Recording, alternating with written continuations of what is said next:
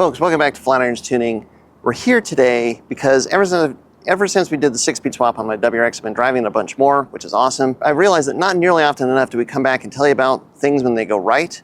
It's always usually when things go wrong because, well, obviously then we have to address it. Well, now that I'm driving the car more, it's been a little over a year since we brought the car in, did all this prep work, and installed the IG AOS separator. So I wanted to give you an update as far as how the IG AOS is working. There it is. It's still on the car, obviously. Now, before we dive into that, let's go back, because I don't know if you've watched all of the videos of how we got here. So let's go back and watch the videos where we get to the point where the Radium Dual Catch Cans are coming off, and we go into details as far as why the AOS separator is going on. And then I'll come back at the end and I'll give you the update now a year later for how the IG AOS separator is working. All right, so I have 2 catch cans. I have dual catch cans on this car. If you're gonna go to the track, you definitely want to check your catch cans. You want to check your AOS separator for that matter. Like when you're doing the smoke test, you'd want to check the lines on the AOS separator. Make sure everything is sealing, make sure you're not getting any leaks for that. Probably wouldn't be a bad idea to just check that, check the hoses, but with the catch cans, you definitely have to check them.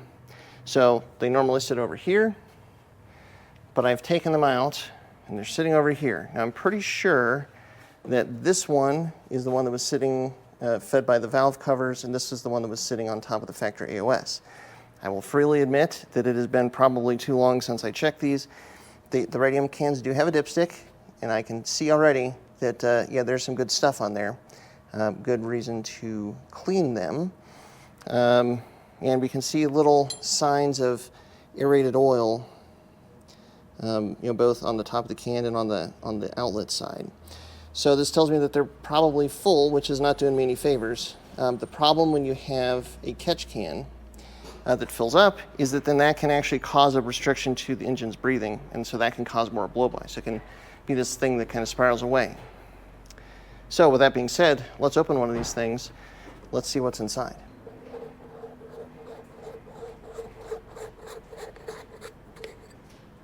Okay. Sure enough, there you go. We are plumb full. Let's pour this out. Oh yeah, it's water and goop. So this is basically like the byproduct of just running, you know, driving the car. So this is probably like water vapor, fuel vapor, and then kind of some of the deposits from the oil that are coming out. So as far as why a catch can, you know, that goop is one of the reasons that you would have, like, because in theory, if you get this hot enough, it'll kind of like redistribute itself into the oil, but then obviously you can kind of see what this looks like. And, you know, would you really want that back in your oil pan? Well, it kind of started life in the oil pan, but yeah, so definitely time for this to be cleaned out. Let's take a look at the other one since we're here. Okay, yep. Pretty much exactly the same as door number 1. You can see kind of the clear liquids on there. Here we go. Yeah, it looks very fuely. Yep. Wow. Yeah. Frothy stuff. And keep in mind, I only run pump gas. I do not run E85. So this is just byproduct of just running regular fuel. Goop. Reminder. Check and clean your catch cans frequently. Or you'll have that. The solution, the plan, if you will, is an IG AOS separator and a 3Mi AOS drain hose. This gives us an opportunity to answer 2 questions that we get quite a lot, which is first, can you put an IG AOS on a 2-liter WRX on a Bugeye? And the answer is yes, and so we can go through that. And then you guys have wanted to see more details about how to install the 3Mi AOS drain hose. So here we go. All right, so we're underway with the install of the AOS separator here on the Bugeye. I've got the AOS separator in place, and I've got the coolant lines connected, but this third fitting here, the drain, I've not connected because I've got to use the 3Mi drain hose. Basically, we're gonna try and lift up the turbo to basically put on the drain hose. Once the 3Mi drain hose is in place, then we can finish connecting everything. So the drain is gonna come from the bottom of the hose down to the turbo oil return. Carter, if you can get down there and try and light it. So you can see, so the oil return is now stabbed. It's on there. Now we get the turbo, have to get the turbo back on there. Oh.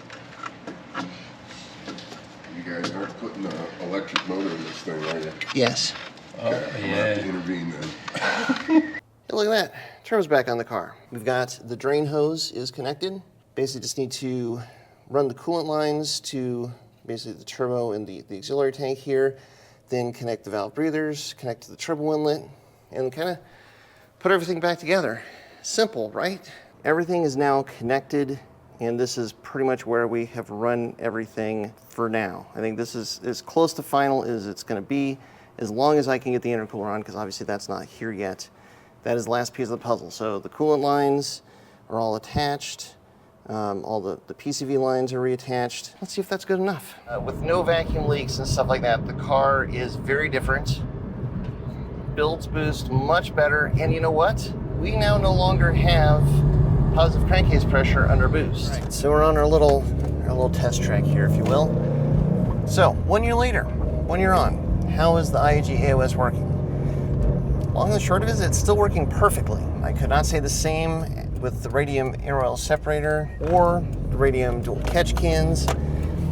Still not 100% sure what happened with the Radium Dual Catch Cans, why they got plugged up the way that they did and created that positive crankcase pressure, but they definitely did. Have not had that issue with the IAG AOS at all. It's still working like a top. It is the solution for this car with the power that I'm making as I drive the car, etc. It is the solution. Now I need to get out to the track and start pushing the car more to confirm that it is still the solution there, but so far so good. And no issues with crankcase pressure. It has just been like a steady, slight vacuum since the day I installed the air oil separator, which is awesome. And the 3-my drain hose, I think, is a key piece of this equation because, when we did the 6-speed swap, we got to look in there, and the 3-my drain hose is still connected, tight, working properly. It's great. This is what you always hope for. This is what you want. This is what you need from an air oil separator for it to work properly, maintain a filtration for any of the vapor that's going through the PCV system, and also just maintain good crankcase pressure, or lack of crankcase pressure. Let the vacuum from the turbo inlet keep doing its job. That's what this is doing. We're really happy with this solution where we landed. I think that the IAG AOS, the 3-my drain hose, that is a great formula if you can make it fit, if you can make it work. And this is a 20G turbo, 320 horsepower, give or take. So yeah, absolutely no complaints, and 10 out of 10 would recommend. Man, this car is just so much fun now. I'm loving every minute of driving it. I'm driving it more, which is as it should be, right? I guess no news is great news in this case, but I just want to let you know. So that's where we're at with the IG air oil separator 1 year in. Thanks very much for watching. Thanks for your support as always. Check out our everything you need to know for air oil separators, for like probably this video and any other videos we've got about air oil separators and crankcase pressure and all that good stuff. Hopefully that's helpful to you. Thanks very much for your support as always, and until next time, stay tuned with Flatirons Tuning.